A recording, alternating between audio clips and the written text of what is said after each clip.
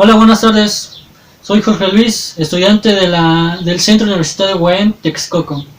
Este video tratará de cómo es que podemos diseñar una arquitectura de CPU o de procesador. Para diseñar una arquitectura de computadora debemos de tomar en cuenta varios componentes para que nuestra computadora funcione adecuadamente. El cómo coloquemos, el qué coloquemos y en dónde coloquemos será vital para determinar si nuestra computadora sea más veloz o más lenta. De igual manera, si la información puede viajar más rápido o más lento. El CPU es una de las partes donde podemos invertir más tiempo, ya que es el cerebro de la máquina. Aquí se llevarán a cabo todos los cálculos, procesos, etc. Lo que usemos y cómo lo coloquemos determinará la rapidez del procesamiento. Comenzamos con el primer componente de nuestro procesador, ALU. Lo primero en que pensamos es la unidad aritmética lógica, que es quien hará los cálculos aritméticos. A esta unidad se le denomina ALU. Aquí los unos y ceros serán introducidos para dar como resultado más unos y ceros, pero ahora con el resultado esperado. Después tenemos que considerar si nuestro procesador trabajará con registros o memoria. Los registros suelen ser pequeñas cantidades de almacenamiento, máximo 32 bits, se limitan a tamaño máximo de 128 bits, mientras que la memoria de tipo caché puede almacenar más de 32 bits por proceso, y su capacidad puede superar los 512 bytes. Para nuestra arquitectura usaremos registros y nos ayudaremos de memoria caché, porque tenemos mucha más capacidad de almacenamiento. Usaremos dos niveles de caché, L1 y L2. L1 es la caché con menor capacidad de espacio, o sea, se puede almacenar menos capacidad, pero es la más rápida. Y la caché nivel 2, L2, es la que tiene tanteo de mitad de almacenamiento y mitad de procesamiento. Se mantiene el intermedio entre la L1 y la L3. La L3 es muy rápida, es lenta comparada al nivel L1 y L2, pero su capacidad es mucho mayor comparada a sus subniveles. Lo siguiente hay que tener en cuenta es el bus. Existen tres tipos de bus, de los cuales tenemos que usar los tres. Es el bus de control, que permite que no haya colisión al momento de enviar la información a través de los demás buses. El bus de dirección determina hacia dónde tiene que ser enviada la información para su debido tratado. Bus de datos sirve para transportar información del punto A a B. Seguimos con el siguiente componente, unidad de control. Esta unidad sirve para indicar el lugar donde se indica el espacio de memoria para el programa ejecutar. Permite ejecutar instrucciones JM. Las banderas son interruptores o conmutadores que en el tiempo de ejecución solamente toman uno de varios valores, además de soportar instrucciones como JNE, JNZ, etc.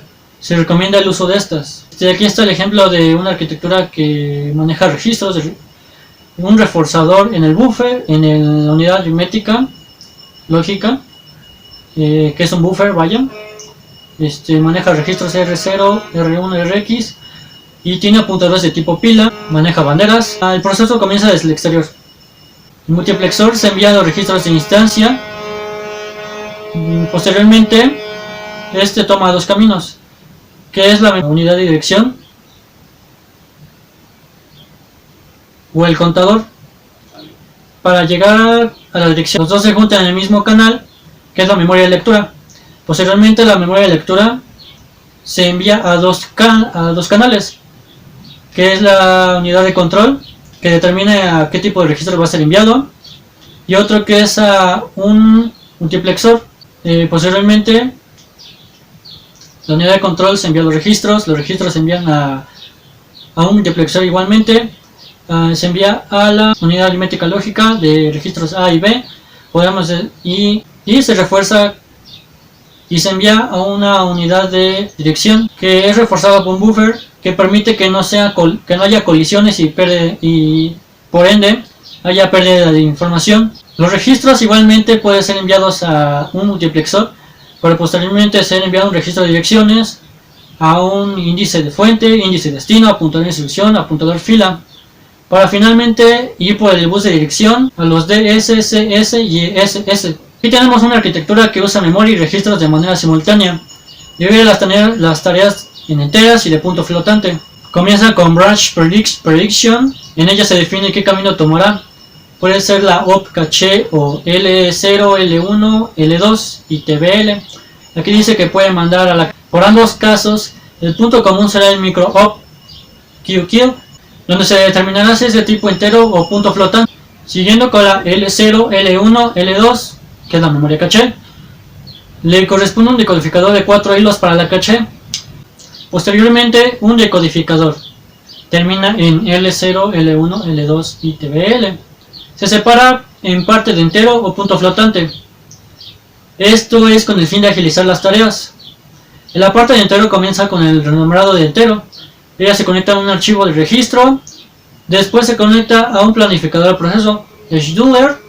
En ella se coteja los recursos que ocupe la operación y por cuánto tiempo será utilizado cada componente, para posteriormente ser enviados al archivo de registro, en el que se almacena todo lo que el planificador le indica, para ser enviados a una serie de ALUs y AGU. En las ALU se ejecutan las operaciones aritméticas lógicas, AGU o las AGUs se ejecutan cálculos. Si es necesario, esta puede redirigirse el proceso de información a la unidad de almacenamiento, que a su vez es enviada a la instancia de la caché. La parte de punto flotante, del otro lado, las operaciones se mandan a una sola scheduler. Después de determinar qué tipo de registro es, se almacena en la instancia correspondiente, habiendo la posibilidad de recuperar de memoria caché. Ambas partes se conectan en un retirador de cola que determina si sale o entra de la cola de procesos, dependiendo de las necesidades. Al final del proceso se finaliza en la memoria caché nivel L2, de la cual se pueden extraer también datos. Aunque cabe mencionar que la memoria caché tiene una gran capacidad, pero en algunos casos no suele ser muy manejable. Como último, solo queda mencionar más componentes que son necesarios para el funcionamiento de nuestra computadora junto a nuestro procesador con la arquitectura deseada. El CPU, que es lo que acabamos de comentar, que en ella se llevarán a cabo los cálculos aritméticos. La BIOS, que es el sistema básico de entrada y salida, Basic Input Output System, se encuentra ligado al Set Instructions. Este Set Instruction dice qué es lo que se va a tomar en cuenta. ROM. En la ROM es donde se guarda el Set Instruction. Cabe mencionar que la ROM no puede ser cambiada, es una memoria de solamente lectura. La RAM, Random Access Memory, es vital para el funcionamiento de nuestra computadora, porque en ella se guardarán los datos momentáneos. Para posteriormente darles tratamiento, se les puede llamar o se les puede almacenar en la memoria RAM. Los demás componentes, como el procesador, puede llamar datos de la memoria RAM con la finalidad de agilizar el proceso, ya que la memoria RAM es una memoria muy rápida. Disco duro. El disco duro no es necesario si queremos hacer el disco duro no es necesario si queremos que nuestra computadora funcione. Pero sin embargo, hoy en la actualidad, el disco duro es uno de los componentes más indispensables, ya que en él se guardan los programas, archivos. Hace unos cuantos años, las máquinas tenían un disco limitado, 10 GB, no sé, unos 4 GB. Estos discos duros no tenían la capacidad suficiente para hacer que un programa pudiese guardar en ellos. Por eso es que la gente que manejó computadoras antiguas tenía que cargar los programas desde discos floppy, los discos estos cuadrados negros, en donde se tenía copias de programas, diversos programas. La mother o tarjeta madre es llamada así porque en ella se colocan los dispositivos y es donde se va a imprimir, donde tendrá un circuito impreso. Periféricos. Los periféricos no son vitales para el funcionamiento de nuestra computadora, pero sí son vitales para que un humano pueda interactuar con ellas. Intel siempre ha estado a la cabecera del mercado de procesadores, ya que siempre ha ofrecido de los mejores procesadores. Ha estado compitiendo junto a AMD con la arquitectura FX, que es una arquitectura dirigida para computadoras de escritorio. No se comparaba a nada de lo que tuviera Intel. Por ejemplo, para armar una computadora gamer se optaba por procesadores Intel que los de AMD FX, ya que los de FX AMD. Clasificación de esquemas de cómputo. Se han propuesto varios esquemas de clasificación para los sistemas de cómputo, pero ninguno de ellos ha tenido un éxito completo ni se ha adoptado de forma amplia. Probablemente, la taxonomía más citada sea la de Flynn, 1972. SISD, flujo de instrucciones y de datos único. Se refiere a las computadoras convencionales de von Neumann. En la categoría SISD está la gran mayoría de las computadoras existentes. Son equipos con un solo procesador que trabaja sobre un solo dato a la vez. A estos equipos se les llama también computadoras secuenciales. Todas las computadoras SISD utilizan un registro simple llamado el contador del programa, el cual lleva el conteo de la ejecución serial de las instrucciones. Como cada instrucción es fecheada desde la memoria, el contador del programa es actualizado para direccionar la siguiente instrucción. Ha de ser fecheada y ejecutada, lo que resulta ser una orden serial de ejecución. SIMD, flujo de instrucciones único, flujo múltiple de datos. Las computadoras SIMD tienen una sola unidad de control y múltiples unidades funcionales. La unidad de control se encarga de enviar la misma instrucción a todas las unidades funcionales. Cada unidad funcional trabaja sobre datos diferentes. Estos equipos son de propósito específico, es decir, son apropiados para ciertas aplicaciones particulares como por ejemplo el procesamiento de imágenes. MISD, flujo múltiple de instrucciones, flujo único de datos. Un procesador pipeline es un procesador MISD que trabaja de acuerdo al principio del funcionamiento de un pipe. La arquitectura pipeline es la forma fundamental de ejecución paralela de un proceso y es una idea poderosa que se puede probar de manera significativa de rendimiento en una computadora SIMD. Hay n secuencias de instrucciones, algoritmos y programas, y una secuencia de datos. El paralelismo es alcanzado dejando que los procesadores realicen diferentes cosas al mismo tiempo en el mismo dato. No existen muchos ejemplos de esta arquitectura, ya que MIMD y SIMD son a menudo más apropiados para técnicas comunes de datos paralelos. Específicamente, permiten un mejor escalamiento y uso de recursos computacionales que el MISD. MIMD, flujo múltiple de instrucciones, flujo múltiple de datos. Las máquinas que usan MIMD tienen un número de procesadores que funcionan de manera asíncrona e independiente. En cualquier momento, cualquier procesador puede ejecutar diferentes instrucciones sobre distintos datos. La arquitectura MIMD puede utilizarse en una amplia gama de aplicaciones como el diseño asistido, simulación, modelado y en interruptores. Las computadoras MIMD pueden categorizarse por tener memoria compartida o distribuida, clasificación que se basa en cómo el procesador MIMD accede a la memoria. La memoria compartida de las máquinas puede estar basada en buses, extensiones o de tipo jerárquico. Las máquinas con memoria distribuida pueden tener esquemas de interconexión en hipercubo o malla.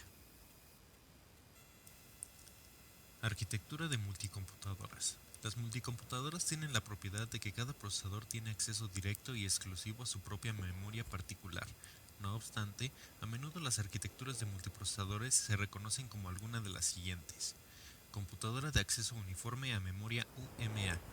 El nombre de este se debe a que para cada procesador que forma la máquina, los retardos al acceder a cualquier localidad de memoria son similares. Computadoras de acceso no uniforme a memoria, NUMA.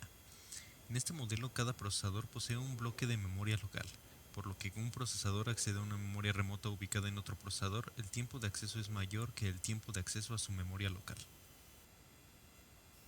Acceso solo a memoria caché COMA. Es una derivación del modelo NUMA y consiste en agregar a la memoria local o sustituir esta por una memoria caché de alta velocidad. El juego de instrucciones de la máquina. Transferencia de datos. Es la transferencia física de datos, un flujo digital de bits por un canal de comunicación punto a punto o punto a multipunto. Transmisión analógica. Estas señales se caracterizan por el continuo cambio de amplitud de la señal. En ingeniería de control de procesos, la señal oscila entre los 4 a 20 miliamperios y es transmitida en forma puramente analógica. En una señal analógica, el contenido de información es muy restringido. Tan solo el valor de la corriente y la presencia o no de esta puede ser determinado. Transmisión digital. Estas señales no cambian continuamente, sino que es transmitida en paquetes discretos. No es tampoco inmediatamente interpretada, sino que también debe ser primero decodificada por el receptor. El método de transmisión también es otro, como pulsos eléctricos que varían entre dos niveles de distinto voltaje, en el que respecta a la ingeniería de procesos. No existe limitación en cuanto al contenido de la señal y cualquier información adicional. Instrucciones aritméticas y lógicas. Las instrucciones aritméticas incluyen la suma y resta con o sin acarreo, incremento y decremento de un registro, comparaciones, ajuste decimal, complemento y negación. Las lógicas incluyen las operaciones que se realizan con los operadores AND, OR y XOR. Instrucciones de control de programa. Las instrucciones de control son aquellas que nos permiten variar o alterar la secuencia normal de ejecución de un programa. Prácticamente, la totalidad de los lenguajes de programación de alto nivel soportan tres tipos de instrucciones de control: instrucciones condicionales o alternativas. Instrucciones de control de procesador. Cualquier aplicación o programa que tengas en tu PC estará formada por instrucciones y datos. Con datos se entiende todo aquello sobre lo que vamos a trabajar o reproducir. El conjunto de instrucciones que un procesador soporta definirá qué aplicaciones entiende y por cuáles puede llegar a ejecutar. Los continuos cambios en las tecnologías de fabricación de los micros hacen que cada vez sea más sencillo para los fabricantes cambiar la arquitectura de estos para que sean capaces de soportar un mayor número de ellas. La memoria de acceso aleatorio, Random Access Memory, o simplemente RAM, se utiliza como memoria de trabajo de computadoras y otros dispositivos para el sistema operativo, los programas y la mayor parte del software. En la RAM se cargan todas las instrucciones que ejecutan la unidad central de procesamiento, el procesador, y otras unidades del computador, además de contener los datos que manipulan los distintos programas. Tipos de RAM. RAM, Static Random Access Memory. RAM estática, memoria estática de acceso aleatorio. DRAM, Dynamic Random Access Memory, RAM dinámica. Memoria dinámica de acceso aleatorio.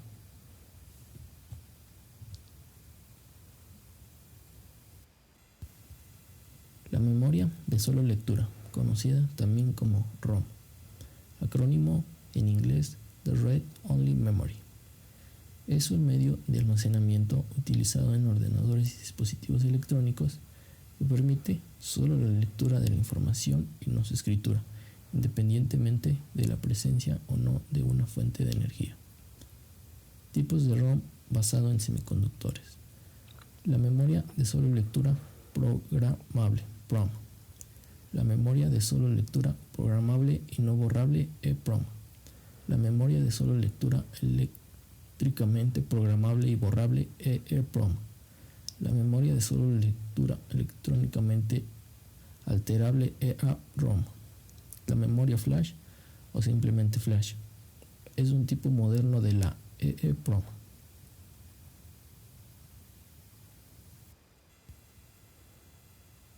La unidad aritmética lógica o unidad aritmético-lógica, también conocida como ALU, es un circuito digital que calcula operaciones aritméticas como suma, resta, multiplicación, etc.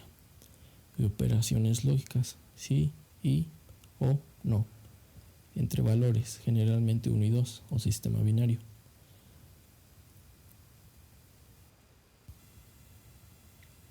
La placa base, también conocida como tarjeta madre, placa madre o placa principal, es una tarjeta de circuito impreso a la que se conectan los componentes que constituyen la computadora. Es una parte fundamental para montar cualquier computadora personal de escritorio o portátil o algún dispositivo. Tiene instalados una serie de circuitos integrados, entre los que se encuentra el circuito integrador auxiliar, que sirve como centro de conexión entre el microprocesador, CPU, la memoria de acceso aleatoria, RAM, las ranuras de expansión y otros dispositivos. El registro flags o banderas es el registro de estado en los microprocesadores Intel x86 que contiene el estado actual del procesador. Este registro es de 16 bits de ancho. Sus sucesores, los registros EFLAGS y RFLAGS, son de 32 bits y 64 bits de ancho respectivamente. El más amplio de los registros mantiene la compatibilidad con sus predecesores más pequeños. Partes del procesador. El procesador es la parte de la computadora compuesto por diversos circuitos que configuran el CPU o unidad central de procesamiento. Aquí un ejemplo.